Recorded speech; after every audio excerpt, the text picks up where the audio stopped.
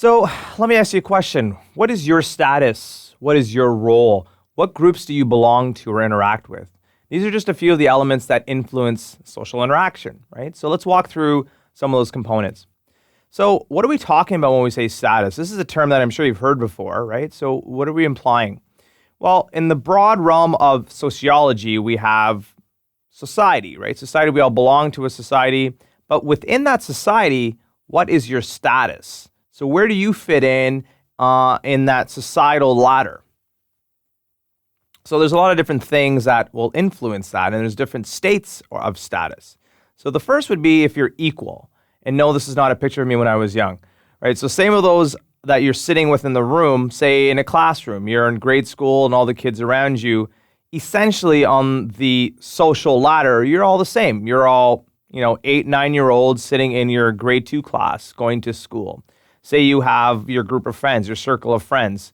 Generally speaking, you're all consider yourselves peers. You have a roommate, unless your roommate is, Michael Jordan, you pretty much would consider yourself all fairly equal. Now, you'd be considered inferior, relatively speaking, if you're of a lower status in those around you. So say you're a student and you're referring yourself to your teacher. Your teacher in that scenario would have a higher status than you, okay? Or you would have a lower status than your teacher. Now, the flip side is if you're engaging with somebody who has a higher status, so say the CEO of a company, or in this scenario, this example that we have here, we have a drill sergeant and one of the cadets. He would be definitely of a higher status. He's the one making you do the push-ups, right? So here, 3 examples and 3 relative states that you could be in terms of status. Now, let's look at types of status. Now, there's the amazing option of being ascribed status. So this is when you're given, assigned by society, regardless of the person's own effort. So the example that we have here is Prince William. Prince William didn't sort of choose to be next in line to the throne. He was born into the family, and so he was ascribed that level of status. Automatically, he's royalty, right? So the second one would be achieved, where you, for example, working very hard to study for your MCAT, to write the exam, and one day hopefully you'll be a world-renowned doctor. That will be you achieving that level of status, okay? Now,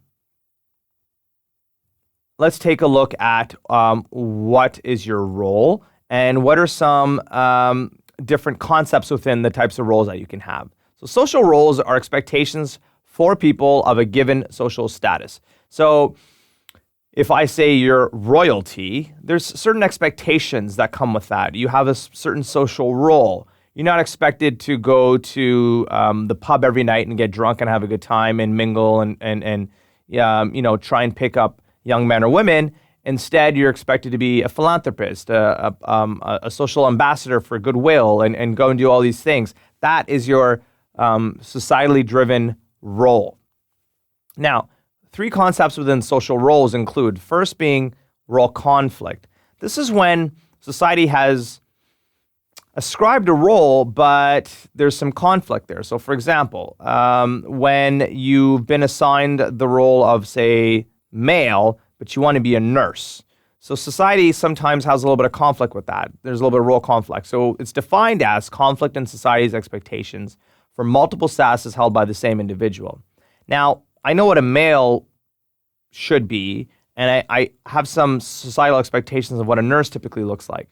So if I was to ask you to draw a nurse or choose a picture of a nurse, most of us would probably, due to sort of gender roles, assume that it's this woman, and I'm thinking her in a white outfit with a little nurse's cap. That's a nurse. Now all of a sudden, if I show you a picture and it's a male nurse wearing a stethoscope and he's there in his light blue scrubs, all of a sudden you're like, oh yeah, I guess that's right. It could be a male too. But so sometimes society has that conflict, saying, well, men aren't supposed to be nurses, or a female shouldn't be a hockey player, and so the list can go on, right? So now what we're ascribing a particular role, and when you deviate from that, we have role conflict. Then there's role strain. So a single status results in conflicting expectations. So what I've said here is too gay. So say your sexual orientation is that you're gay or homosexual. So is there a certain amount of gayness that you need to express? I don't want to be too gay, but I don't want to not be gay enough. Again, so there's a expectation that's there that society has laid out, and so you feel this role strain. You as an individual feel like, well, I need to sort of fit somewhere in that expectation, but I don't want to be on either end of the spectrum. I don't want to be not gay enough, or I don't want to be too gay. And this can apply to anything, right? So I just highlighted this one because it's I think something you can make a lot of sense out of.